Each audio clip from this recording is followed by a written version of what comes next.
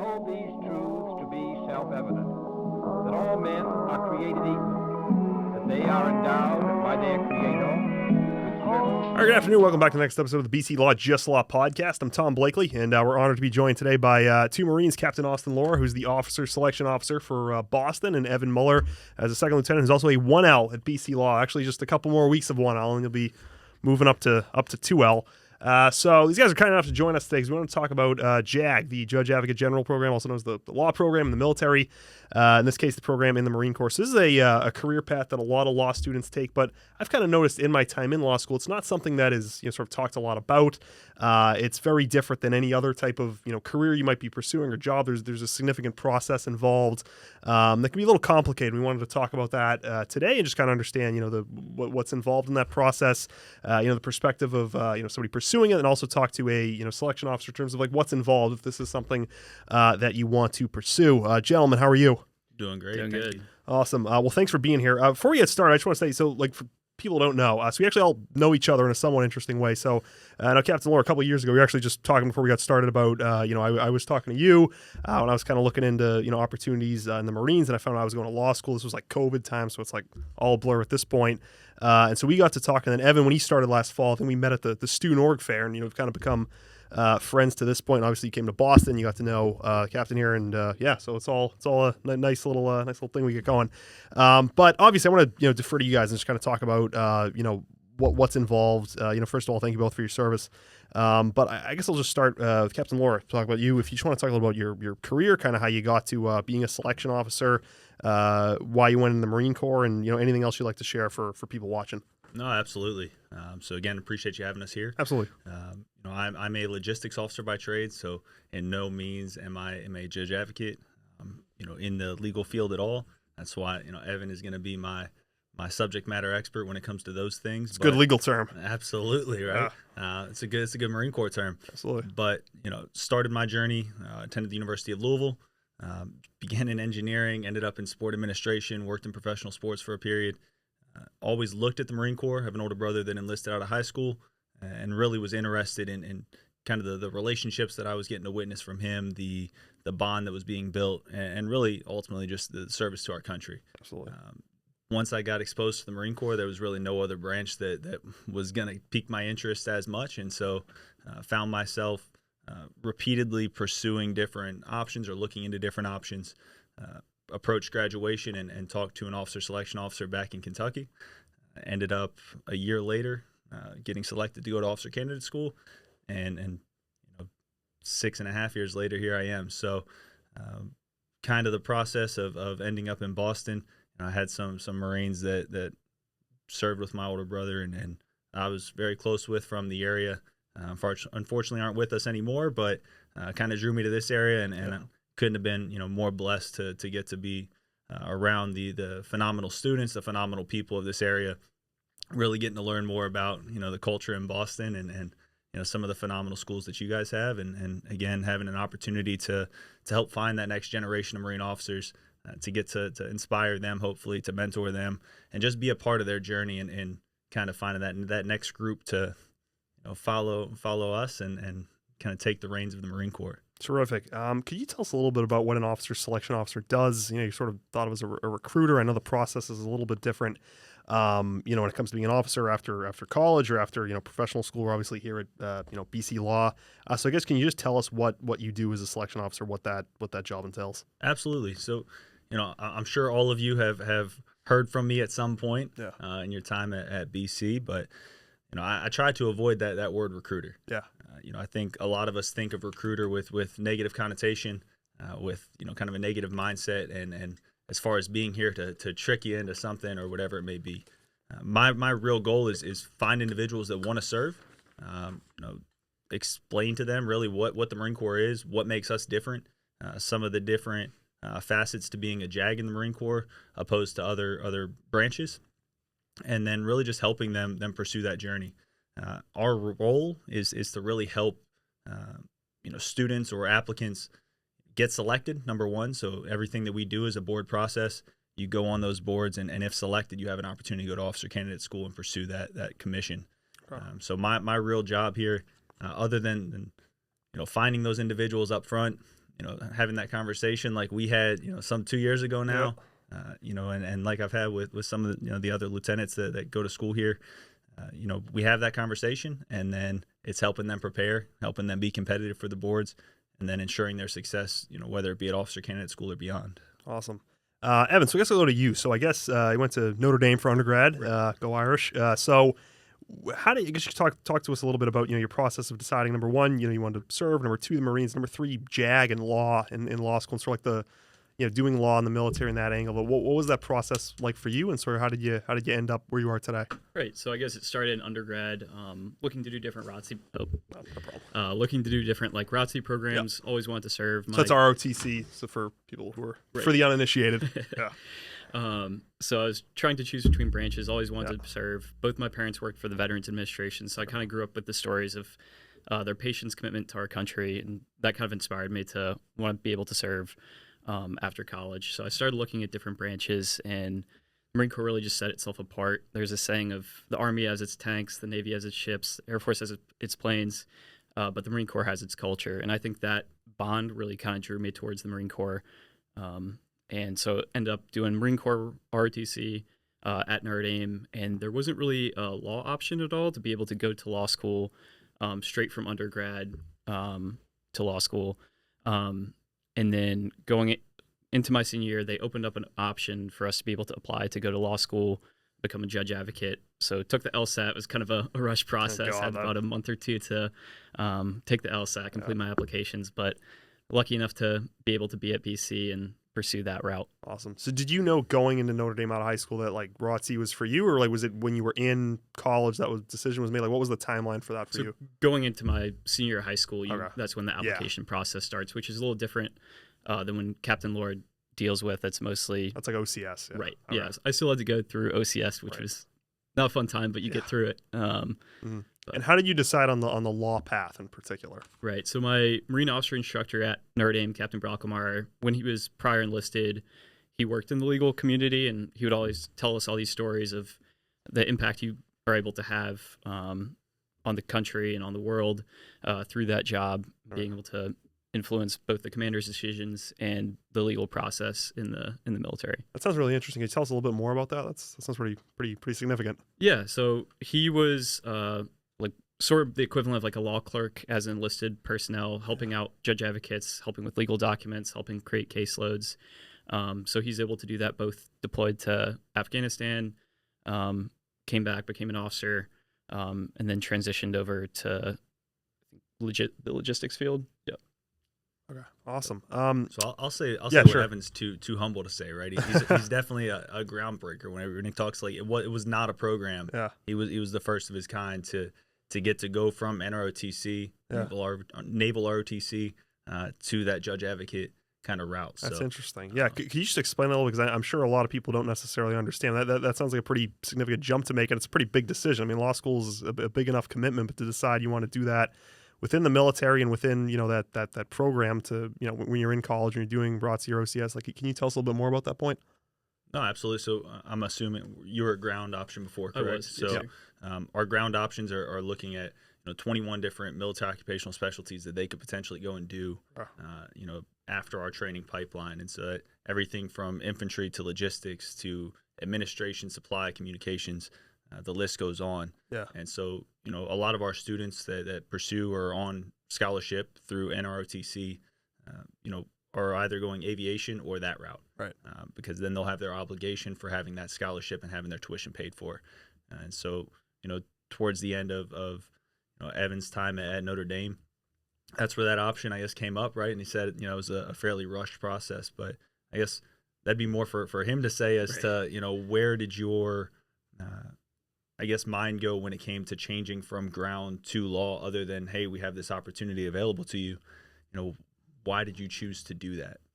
Right. I think just having taken a bunch of classes at Notre Dame relating to national security policy, relating to law, judge advocate seemed like the perfect combination of those interests, because you're able to serve, you're able to be a Marine officer first, then a lawyer, and still being able to serve your country with those interests. Because I always thought of it eventually either after my time in the Marine Corps or maybe after a couple of years active duty going back to law school. So it was a really good option to be able to do that from the start. Okay. Awesome. Captain, I want to go back to you. So for, people who are here, who are law students, you've obviously graduated college.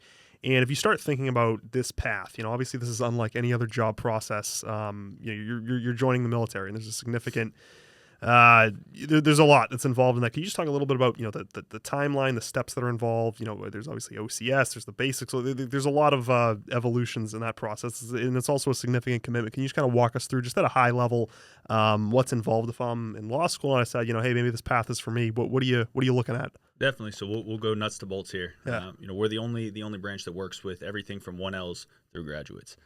So we have programs for platoon leaders class law, which is 1Ls and 2Ls. Where they go the summer after school. So, hypothetically, if you were to go this summer after 2L, you would go for 10 weeks to officer candidate school.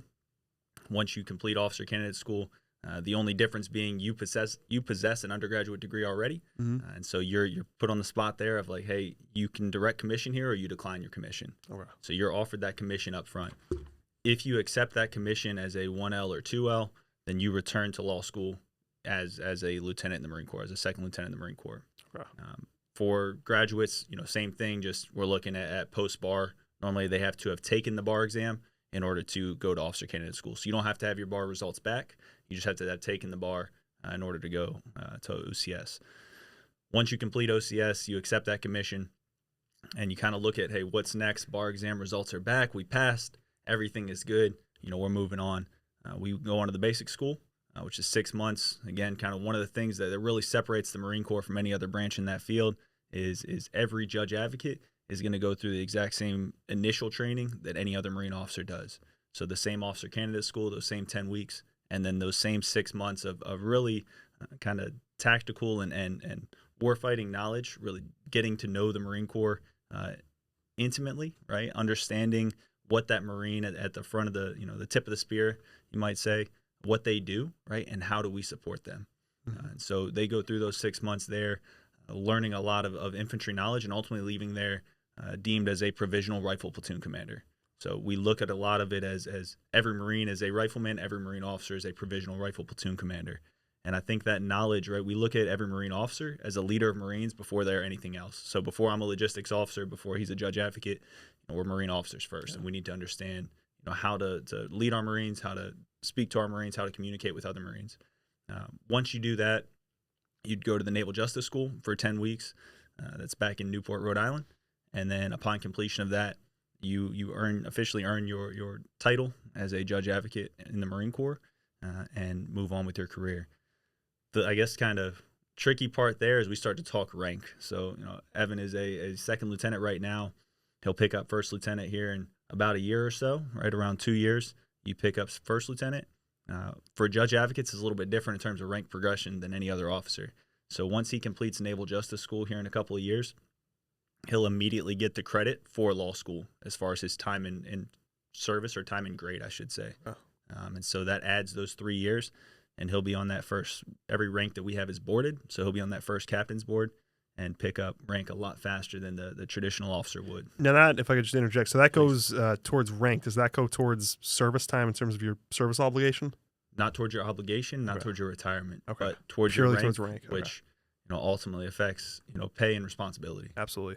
I wanted to follow up on something you said. It was actually a question I had planned to ask. So this is something that whether we're talking about law or not, the Marine Corps, and I know Second Lieutenant Muller referred to this idea that the Marine Corps is very much known for its culture. And I hear from a lot of people I've talked to that you're a Marine before anything else, before JAG, before whatever your specialization is. Can you talk a little bit about in practice what that means? I mean, I guess in this case, if you're a JAG with this idea that you're a Marine before anything else, what in practice does that entail? Absolutely, it's understanding that at some point you're going to have Marines under your charge. Yep. Right? You are ultimately responsible for them. And we're not talking in combat necessarily. We're talking in their day-to-day lives, right? You're responsible for everything they do, for their well-being, for their livelihood, for what's going on at home, and for making sure that they're coming to work every day, in a position to work. And so, above all, that's our first priority, right? We talk this balance between mission and Marines, and that balance, goes back and forth between that 51-49, which one takes priority, which one takes precedence. And ultimately, in I guess an average scenario, right, you're going to be looking at your Marines a lot, right?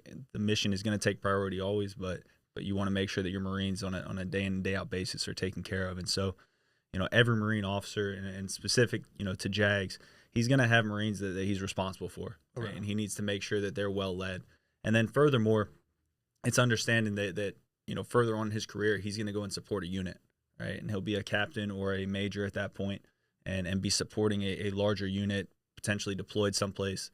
And if anything were to ever happen, right, or if somebody were to get sick, get hurt, get injured, or God forbid, get killed, right, he needs to have that knowledge and the wherewithal and the ability to step in and lead Marines, right? So, what the basic school does and kind of what our whole premise does is it's going to put any Marine, no matter your background, no matter your job set, your skills, in a position to lead Marines in any environment. Absolutely. Does that answer your question? It does. Thank you. So another question I want to ask. So obviously if you're doing JAG, you've been to college, you've been to law school, which, entails a significant amount of, tuition, and there's a lot of sacrifice that goes into that. One thing that people are, curious about is with respect to, the benefits of being in the military. Can you talk a little about, tuition assistance or just other benefits that might be relevant and how some of those work? Absolutely. So I'll tell you right now, it's something that we're working on. Yeah. I had a conversation with one of our commanding generals the other day about this, and kind of what other branches do versus what we do. That culture is one thing that they look at, and we say, we're not going to buy our officers, right? So there's not a lot of bonuses and things like that up front. What we do have is, for the PLC program, that platoon leaders class I discussed, there are opportunities for you to return to school and collect financial aid, and then there's a tuition assistance program as well. So that gets you up to $8,000 a year in funds that you can use either towards school, books, or whatever you need, whether it be food or anything else. Gas right now, right? Yeah, for sure. Being able to do those types of things. Outside of that, once you're in for 10 years, or I guess 10 years of federal service, right, can get you that federal loan forgiveness. Okay. Right? So that doesn't necessarily all have to be done in the Marine Corps, but your time in service does count towards that 10 years. So I know a lot of federal loans have that, where 10 years of federal service forgives whatever you have remaining on your loans at that point. And then the other thing that we do have, since we don't have a loan forgiveness per se, is the post 9/11 GI Bill, right? And what that does is gives you 36 months of tuition, right? Whether that be in a graduate program. Remind me, what's the graduate program for law? So it'd be an LLM, which the Marine Corps also offers. Which you can get in the Marine Corps, right? And then potentially transfer that GI Bill. But, there's programs, if he were to stay in, that he could continue on and get his LLM to further his career in the Marine Corps, further benefit the Marine Corps and be able to apply that knowledge. Or if he were to get out and say, I want to go and pursue my LLM, he's doing that free of cost. While he's doing that, he's also going to be able to get a housing allowance and things like that while he's back in school. Excellent. So I also wanted to ask, what are, obviously when people think about, the military, you're going to deploy, you're going to go places. What are some common, in terms of geography, common deployments where people can end up around the nation and world? Man, it's a loaded question. Right? So, it changes, right? Based on, kind of the climate of the world at that time, what we're involved in. Obviously, you just saw, the rest of the Marines and the rest of really the U.S. troops get pulled out of Afghanistan, right? And I think that's where a lot of our heads go is Iraq, Afghanistan. Yeah. The thing that the Marine Corps does and kind of our whole premise is being America's 911, right? And so we are able to have Marines on the ground anywhere in the world within 24 hours of that flag going up. A lot of our deployments right now tend to circle around kind of a pre-positioned force in some place. So, we have Marine Expeditionary Units where we go out on ship, partnered with the Navy. We traveled I did one to the Mediterranean, and then ended up in 12 or so different countries throughout Africa, the Middle East, and Europe. Yeah. And then did another one where we spent 7 months in Norway. Yeah, I think we spoke halfway through my 1L. You were in Norway. You were telling me it was pretty cold there. Absolutely. So it prepared me for winters in Boston, right? But, we spent 7 months in Norway, doing a couple of things, right? Being there as a partner to the Norwegians, learning about how the Marine Corps can operate in an Arctic environment in the cold, and then ultimately being a pre-positioned force there if something were to happen in that part of the world, that we can have Marines readily available. And with that, we had a judge advocate on ship. We had a judge advocate. At different ranks, different stages of their careers based on how many Marines they're taking care of. But, obviously doing everything from basic legal needs of the individual Marine, whether that be taking care of things back at home. It could be, hey, a Marine goes and gets in trouble someplace, and that judge advocate's responsible for, answering the call when it comes to whatever legal needs, appear with that, and maybe, kind of taking care of some of the outside noise that's happening when it comes to that. And then ultimately, if something were to happen in the world and we have to answer that, they're going to go and actually kind of function in that operational law aspect and be briefing the commander, be there as that commander's advisor when it comes to any sort of legal matters. Very good. Evan, I want to go back to you. So can you just tell us a little bit, about what it's been like? Obviously we're all going through law school. 1L is, it's its own beast. And then you've got, for most people who do a lot of, very traditional things in law school, you think about OCI, applying to law firms and things like that. But obviously, with what you're doing in the Marine Corps, what has it been like going through law school, sort of knowing what you're going to do after? It's obviously a little bit different than a lot of people. Like, what's it been like as you're going through law school, which is, it's stressful enough. There's a lot to keep track of when you're here, but what's it been like, sort of going through law school, doing, what a lot of us do, same curriculum, 1L and everything. But knowing that you're what you're going to do, after you're done at this place. Can I add to this, or just so a part of Sure. your answer, you address it? Cause I think a lot of the questions that come up too are about internships and things like Yeah, that. yeah. Hey, what do we have available? Yeah. So maybe if you could add. Yeah. Cause I know this summer you got a JAG internship. Yeah. So I'll speak to the law school experience first, and then I'll move over to the internship. Sure. So in some ways, it's a lot less stressful, given that my peers have to apply for all these jobs, Right. concerned about OCI, concerned about law review. It's just, you're guaranteed a job, and your whole course of law school is just prepping for that one job. Right. So I think in that way, it's a little more stressful, just knowing the gravity of issues you'll have to deal with, and knowing that you're going to hone your legal education, legal skills as best you can to serve Marines and serve the country. Right. Either as just a trial judge advocate or a staff judge advocate, like Captain Lorah was talking about, and knowing the impact those decisions and advice you give commanders could have on real lives. But in terms of the internship, so I'll be at the 1st Marine Expeditionary Force out in Camp Pendleton for the summer in the staff judge advocate's office there. So they deal with Central Command, which is like the Middle East, and then the Indo-Pacific, which is like the South China Sea area primarily. So with that, I'll probably be working a mix of operational law as well as military justice out there. Okay. Military justice is just like what you'd think of the court martial, like a few good men type stuff. That comes to mind. Yeah. Awesome. Okay. So I also want to ask just this idea about the summer. So obviously you're doing that this summer. And if you haven't already, gone through the program like Evan has, as you had mentioned, Captain, you can spend one of your summers, going through the program to join the Marine Corps. Can you talk a little bit about, what that's like? Like, let's say I'm a 1L, I decide this is something that I want to do, in the summer. How does that work? Where do I go, and what happens? Absolutely. So step 1 is Quantico, Virginia. Yeah. You have to go to officer candidate school. You have to earn the title of Marine before you can go in and do some of the opportunities that Lieutenant Muller's doing. So, we unfortunately don't have internship opportunities for non-Marines. Right. They don't take civilians into those, partly just because there's not a ton of spots available for it. When we look at that, like I said, step 1 is going to be going and actually going to officer candidate school and kind of pursuing that route through the PLC law program that we talked about earlier. Once you do that, then the following summers, if you have any left, I know we also have some post-bar opportunities. One of our lieutenants is taking advantage of. He's wrapping up at Harvard this year, and then he's going to go, prior to the basic school, he's going to go and do a post-bar opportunity there, similar to what Evan's doing. Very good. I also want to go next to the physical requirements for this, because there is you talk about the PFT. You talk about a lot of the when you go to Quantico, you're gonna it's not gonna reward people who are not in shape. Obviously, both of you both in shape. There's obviously requirements.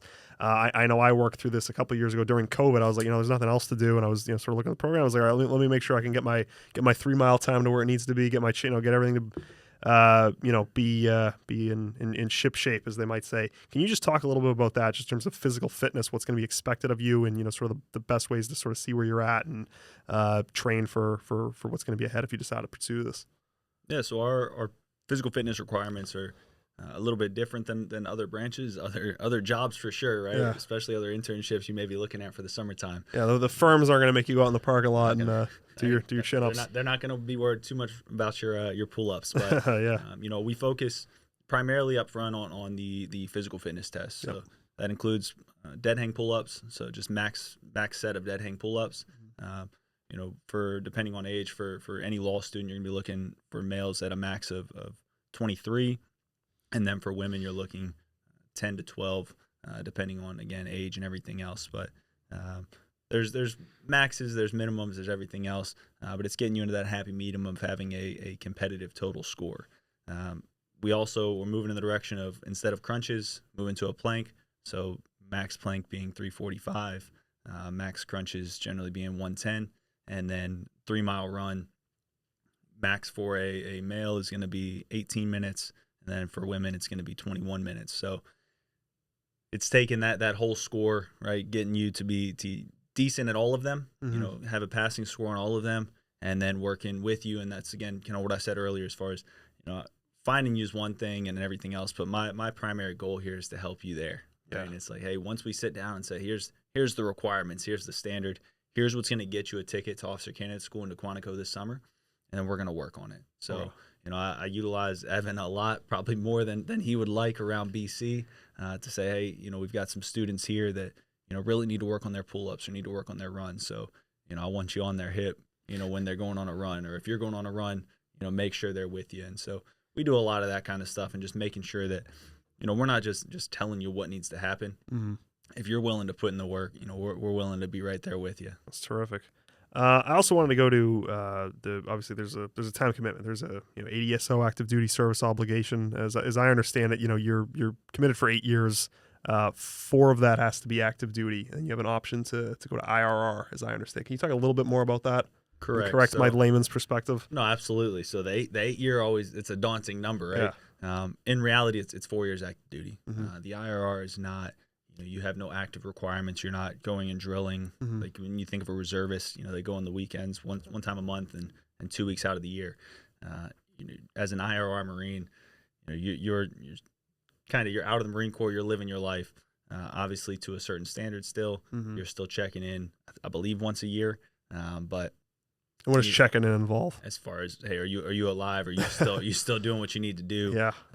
But a lot of my counterparts got out after their first 4 years, utilized their GI Bill, so they're in the IRR, but they're going to law school now. I've got one at NYU, one at Harvard, and so they're living a normal life per se. Right. Now here in Boston or in New York, and utilizing their benefits from the Marine Corps. So the premise of the IRR, to my understanding at least, right, and don't hold me to this too much, but I always say it's if something major happened, opposed to doing a draft or anything like that, it's looking that, hey, you're still within your service obligation of sorts, that if they needed to pull you back or for any legal matter or whatever it may be, like they have the ability to pull you back. It rarely happens. And so it's just to, rather than go through a draft and just start picking people off the streets, we have a group of well-trained officers already here ready to go. But when we look at it, really, the obligation is going to be 4 years. Okay. And 9 months of that is going to be your training. Okay. Right? 6 months is at the basic school. Another 3 months is at Naval Justice School. And so then you're really looking at 3 years with a unit someplace before you could exit the Marine Corps, or if you choose to continue your career there. Okay, excellent. I also want to talk about something you touched on, the reserve. So this is something I think that not enough people necessarily understand. How does that sort of interface with what we've talked about today? Who is that open to? How does that work? So again, unfortunately, there's no reserve options for staff judge advocates or judge advocates. Right. Unless, again, a Marine serves their initial active duty tour and then decides to get out, and there's a spot for a judge advocate in a reserve unit. So there's reserve stations all over the country, potentially all over the world. I know there's some, throughout Europe and stuff like that as well. And so it's an opportunity for Marines to continue their service, to continue working towards retirement without, serving full-time active duty, working a normal job, and then still having the flexibility and opportunities to, go and do extended periods of duty or deployments or things like that if they choose to. As far as the judge advocate side, I mean, there's absolutely opportunities for a law student or, a practicing attorney to still go into the reserves in that ground route, right, that we talked about earlier a little bit, to go be a ground officer in the Marine Corps while doing, law on the side, or not on the side, full time and then kind of doing the Marine thing, learning those leadership skills, and kind of, earning that title and joining this organization, right, to be a part of that culture that Evan talked about earlier. So those opportunities are available to everybody, and obviously it's just looking at taking that time away from practicing potentially and not getting to practice in the Marine Corps if you're doing the reserve route. All right, so my last question, I want to go back to Lieutenant Muller, who's, again, 1L here at BC Law. I just kind of wanted to ask, through your journey here, you obviously chose BC Law for law school. I'm just kind of curious in terms of, the track that you're on, wanting to do JAG. I mean, obviously that's a little bit different than, the path that I think most of our peers are doing. So what's it been like kind of going through BC Law, knowing that, you're going in the military after you graduate, being here in Boston.